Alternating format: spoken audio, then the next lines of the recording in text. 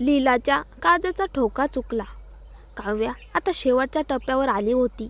स्वतःच्या सुरक्षिततेचीही पर्वा न करता तिने थेट धोकादायक पाऊल उचललं होतं. ती मला खाली खेचायला निघाली आहे का? लीलाच्या मनात विचाराचा कल्लोळ सुरू झाला. पण लीला कमकुवत नव्हती. ती लगेच पुढे झाली. आवाजात आर्तता ओतत म्हणाली, तिचं ऐकू नका. हे औषध निषिद्ध आहे. हो, पण ते ड्रग नाही. भारतात बंदी आहे म्हणून सगळे घाबरतात, पण ते इतकं घातक नाही. रुद्र, तुझी स्थिती खूप गंभीर आहे. माझ्याकडे दुसरा पर्यायच नव्हता. ती रडत रडत रडत त्याच्याकडे पाहू लागली. तुला आठवतंय ना, इतर सगळे हात टेकले होते तेव्हा तू माझ्या संशोधनावर विश्वास ठेवला होतास. मीच तुला वाचवलं. मीच तुला झोप दिली. रुद्र शांतपणे लीलाकडे पाहत राहिला. मग त्याची नजर हळूहळू काव्याकडे वळली. तो काहीच बोलला नाही. तो मौनच दोघींनाही जास्त अस्वस्थ करत होता. काव्या त्याच्याकडे रोखून पाहत होती. तो कोणाची बाजू घेणार हाच प्रश्न तिच्या छातीत बोचत होता. लीला मात्र अश्रूंनी न्हालेली पूर्ण प्रामाणिकपणाचं नाटक करत उभी होती. दीर्घ शांततेनंतर अचानक रुद्र म्हणाला, माधव. हो साहेब. दोघींनाही त्याच्या खोल्यांमध्ये घेऊन जा. कोणीही बाहेर जाणार नाही. आणि हे औषध तपासणीला पाठवा. हो साहेब. इतकंच. ना काव्याकडे पाहिलं ना लीलाकडे. तो तिथून निघून गेला. लीला दात आवळत काव्याकडे वळली. तिच्या डोळ्यात विषारी समाधान चमकत होतं. पाहिलंस ना काव्या, तू कितीही ओरडलीस तरी तो माझ्यावर काही करणार नाही. तू मला हटवू शकशील असं वाटतंय. उलट स्वतःचाच घात करून घेतलास. काव्याच्या ओठावर थंड हसू आलं. लीला, तू माझ्याशी खोटं बोललीस. रुद्रला हे माहीतच नव्हतं की तू त्याला निषिद्ध औषध देतेस. अशी डॉक्टर असायला तुला लाज वाटली पाहिजे. लीला हसली. ते हसू विकृत होतं. तुला काहीच कळत नाही. रुद्रची अवस्था तुला माहीत नाही. फक्त मीच त्याला वाचवू शकते. मी त्याला बरा केलं. मी त्याला वाचवलं. तो मला कधीच दूर करणार नाही. ती काव्याच्या अगदी जवळ आली. शत्रू व्हायची पात्रताच नाही आहे तुझ्यात. काव्याने तिच्याकडे खोल नजर टाकली आणि वळून निघून गेली. थोड्याच वेळाने तपासणीचा रिपोर्ट आला. औषधामध्ये खरंच ड्रग्स होते.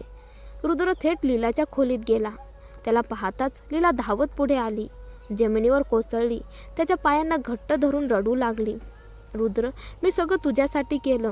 मला माहीत आहे लोक मला दोष देतील. माझं मेडिकल लायसन्स जाईल. पण मला फरक पडत नाही. ती डोळे पुसत म्हणाली, मी डॉक्टर आहे. मी इतकी वर्षे औषधशास्त्र शिकले. मला परिणाम माहीत आहेत. पण तुझ्या आजाराची तीव्रता फक्त तुला आणि मलाच माहीत आहे. रुद्र शांत आवाजात म्हणाला, लीला, तुला माहीत आहे मला सर्वात जास्त कशाचा तिरस्कार आहे? लीलाचा आवाज थरथरला. खोटेपणाचा. मग तरीही का केलंस? कारण फक्त मीच तुला वाचवू शकते. ती आंतपणे ओरडली. तुला बरं व्हायचं नाही का? रुद्रने तुला बाजूला ढकललं. काहीही न बोलता तो बाहेर निघून गेला. तो काव्याच्या खोलीत आला. ती शांतपणे टेबलजवळ बसली होती. तुला आधीच माहीत होतं? रुद्रने विचारलं. फार काळापासून नाही, काव्य हळू म्हणाली. मग मला का सांगितलं नाहीस? काव्याने नजर खाली झुकवली. लीलाने सांगितलं होतं की तुला सगळं माहीत आहे, की तू जाणून बुजून ते औषध घेतोस. आणि मी तुला सांगितलं तर तू मला अजूनच नावडशील. रुद्र हसला. ते हसू बोचणारं होतं. म्हणजे तुझ्या नजरेत मी तसाच आहे? नाही, काव्य पटकन म्हणाली. मला तुझ्या आजाराची गंभीरता माहीत आहे. इतकी वर्ष झोप न घेता झोपेत चालतं तू हे सगळं एकट्याने सहन केलंस. ती थांबली. पण लीला तुला बरी करू शकत नाही. कृपया तिची औषधं बंद कर. रुद्र खुर्चीत मागे टेकला. पण आता मला हे उघड व्हायला नको. मला अनिद्रा आहे हे कुणालाही कळू नये. काव्य हादरली. म्हणजे तू तिला ठेवणार? ती थरथरत म्हणाली. जर मी सांगितलं की तू तिला ठेवलंस तर मी निघून जाईल आणि माझी मुलं घेऊन कायमचे अदृश्य होईल. तरीही काव्या, रुद्र ओरडला. ती हसली. वेदनांनी भरलेलं हसू. ठीक आहे, मला उत्तर मिळालं. ती उभी राहिली. त्याला बाहेर ढकलू लागली. जा, तिच्याकडे जा. काव्या थांब, तू तिलाच निवडलंस. मी त्या स्त्रीसोबत एकाच छताखाली राहणार नाही. रुद्र संतापला, पण अचानक त्याने तिला घट्ट मिठीत ओढलं. सोड मला. ती झगडली. मी सोडणार नाही. तो कुजबुजला. ती अजूनच ओरडली, तुला दोघींना ठेवायचं आहे का? ते कधीच होणार नाही. रुद्रने तिच्याकडे खाली पाहिलं, त्या हट्टी जखमी चेहऱ्याकडे, आणि अचानक तो तिच्यावर झुकला. तिच्या ओठावर आपले ओठ ठेवले. काव्याचं शरीर क्षणभर ताठर झालं. रुद्रची पकड नेहमीच आक्रमक असायची, पण अशा क्षणी त्याचं वर्चस्व अजूनच तीव्र होतं. तिच्या अंगावर त्याचा श्वास, त्याची उष्णता, त्याची घाई, सगळं तिला अस्वस्थ करत होतं. शेवटी तिने जोर लावून त्याला दूर ढकललं. पण सत्य हे होतं की तो स्वतः मागे सरकला नसता तर ती कधीच त्याला दूर ढकलू शकली नसती. तिचे ओठ लाल झाले होते. जिथे त्याने चावलं होतं तिथे हलकी सूजही तिला जाणवत होती. काव्यानं संतापून विचारलं, हे नेमकं काय करताय तुम्ही? रुद्रनं तिच्याकडे पाहिलंही नाही. तो फक्त एवढंच म्हणाला, इथेच थांब, आणि तो खोलीबाहेर निघून गेला. त्याच क्षणी मागून माधव आत आला. सर. माधव थोडा गोंधळलेला होता. तपासणीत असं आढळलं आहे की तुमच्या शरीरात काही बेकायदेशीर औषधी घटक आहेत. रुद्रने डोळे मिटले. काव्याबद्दल सगळी माहिती काढलीत का? हो सर. माधव क्षणभर थांबला. पण एक गोष्ट स्पष्ट झाली आहे, ती तुमची डॉक्टर नव्हती. काय? रुद्र दचकून ओरडला. पण तिनं आधी माझ्यावर उपचार केले होते. मग हे कसं शक्य आहे? माधवनं सविस्तर सांगायला सुरुवात केली. रुग्णालयातील डॉक्टरांशी आम्ही बोललो.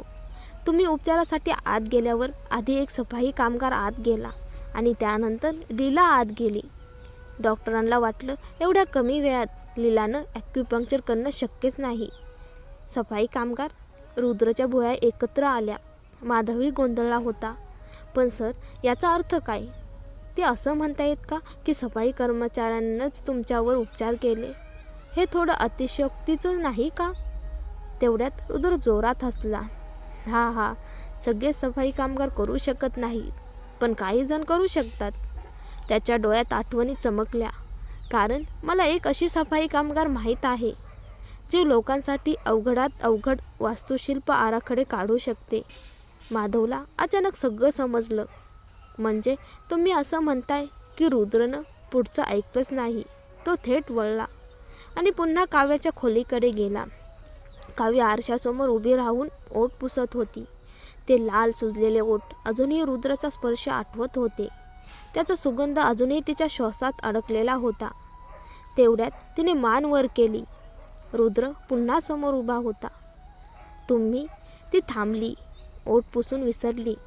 रुद्र तिच्याजवळ एक पाऊल पुढे आला. त्याचा आवाज गंभीर होता. काव्या, माझ्या आजारावर उपचार तूच केले होतेस का? ती थांबली. तुम्ही काय बोलताय? तू मृत्यूचं नाटक करून सफाई कामगार बनलीस. तेव्हा रुग्णालयात येऊन मला ॲक्युपंक्चर दिलंस का? काव्याच्या आठवणी जाग्या झाल्या. तुम्हाला कसं कळलं? हो, ते सगळं खरंच तीच होती. रुद्र पुन्हा जोरात हसला. हा, म्हणजे असं आहे. त्याची नजर अचानक कठोर झाली. आणि दरीखाली मला पट्टी बांधून दिलीस, ती सुद्धा तूच होतीस ना? काव्याने डोळे पापण्याखाली लपवले. तुम्हाला हे सगळं कसं कळलं? तूच होतीस. रुद्रच्या मनगटाला धरून जवळ ओढलं. मग मला का सांगितलं नाहीस? काव्या गोंधळली. तुम्ही कधी विचारलंच नाही? क्षणभर शांतता. ती पुढे म्हणाली, हो, दरीखाली मी आधी शुद्धीवर आले. तुमची अवस्था माझ्यापेक्षा जास्त वाईट होती, म्हणून मी आधी तुम्हाला वाचवलं. पण त्यावेळी मी पूर्णपणे तुटले होते. मला वाटलं सगळ्यांना राजदीप दिवाण जबाबदार आहे आणि मला बदला घ्यायचा होता. तिचा आवाज थरथरला. म्हणून मी माझा मृत्यू बनावट केला. मेली आहे असं दाखवलं, जेणेकरून त्याचा जवळ जाऊन कुणालाही संशय न येता मी त्याचं सत्य उघड करू शकेन. मग रुग्णालयात? रुद्रने विचारलं. नंतर मला मुलांची काळजी वाटली. मी गायकवाड वाड्यावर गेले. पण तिथे मी पाहिलं तुमची तब्येत ढासळत होती. तिच्या डोळ्यात चिंता होती. तुमचा आजार गंभीर आहे हे मला कळलं. म्हणून मी रुग्णालयात गेले आणि कुणालाही न कळता गुपचूप तुमच्यावर उपचार केले. रुद्रनं टेबलवर जोरात मूठ आपटली. हे काय करताय? काव्याने विचारलं. म्हणजे तुम्हाला वाटत होतं की कुणीतरी दुसराच तुमच्यावर उपचार करत होता? पुरे. रुद्र चिडला. इथं शांतपणे राहा. तो उत्तर न देता निघून गेला. रुद्रला तिच्या वैद्यकीय कौशल्यावर शंका नव्हती. ग्रीन आर्किटेक्चरच्या साईटवर जेव्हा गावचे सरपंच आजारी पडले होते तेव्हा काव्यानेच त्यांना वाचवलं होतं आणि ते आजही ठणठणीत होते. दुसऱ्या खोलीत लीला वाट पाहत बसली होती. ती अजिबात अस्वस्थ नव्हती. केसांशी खेळत ती आरशात स्वतःकडे पाहत होती. तो नक्की येईल, ती स्वतःशीच हसली. पुणे सिटीला आल्यावर सुरुवातीला तिची अवस्था किती वाईट होती. त्वचा निस्तेज, शरीर थकलेलं, पण पैसा खरंच जादू करतो. आज ती आधीपेक्षा कितीतरी जास्त सुंदर, मजबूत दिसत होती. गावाला गेली तर घरचेही ओळखणार नाहीत. तेवढ्यात दार उघडलं. रुद्र. लीलाचं मन आनंदानं फुललं. ती पटकन उभी राहिली. रुद्र, तुम्हाला अक्कल आली का? तुम्ही उपचार सुरू ठेवायला तयार आहात ना? रुद्रचा आवाज थंड होता. लीला, आजपर्यंत तुला वेळ देतो. सामानावर आणि इथून निघून जा. ती जणू कुणीतरी हातोड्यानं मारल्यासारखी धिजली. रुद्र मागे वळला. नाही नाही, ती त्याच्या पायाला धरून बसली. तुम्ही माझ्याशिवाय राहू शकत नाही. फक्त मीच तुम्हाला बरे करू शकते. ती रडत होती. आधीही तुम्ही मला हाकललं होतं, पण 1 दिवसातच मला परत बोलावलं. मग आता का असा हट्ट? रुद्रने तिला थंड नजरेने पाहिलं. माझ्या निद्रानाशाचा, माझ्या अस्वस्थतेचा तू फायदा घेतलास. मला मूर्ख समजतेस का? तो पुढे म्हणाला. जरी तू मला सापडलीस म्हणून मी गप्प बसलो, पण एकदा इथून गेलीस तर पुन्हा या ठिकाणाचं नावही घेऊ नकोस. त्याचा आवाज अधिक कठोर झाला. नाहीतर परिणाम वाईट होतील. लीलाने शेवटचा डाव टाकला. मी तुमचा जीव वाचवला होता. रुद्र, आपण इतके दिवस एकत्र होतो. हे नातं नियतीने ठरवलंय. रुद्राने तिरस्काराने भुवया उंचवल्या आणि तिला लाथ मारून दूर ढकललं. ते दुखणं शरीराचं नव्हतं, ते मनाचं होतं. थोड्याच वेळात लोक आले तिचं सामान आवरायला. तोपर्यंत रुद्र निघून गेला होता. लीला मनात म्हणाली, आत्ता नाही पण काही दिवसांनी हा आजार त्याला पुन्हा माझ्याच दारात आणेल. कारण तिला माहीत होतं हा आजार किती भयानक आहे.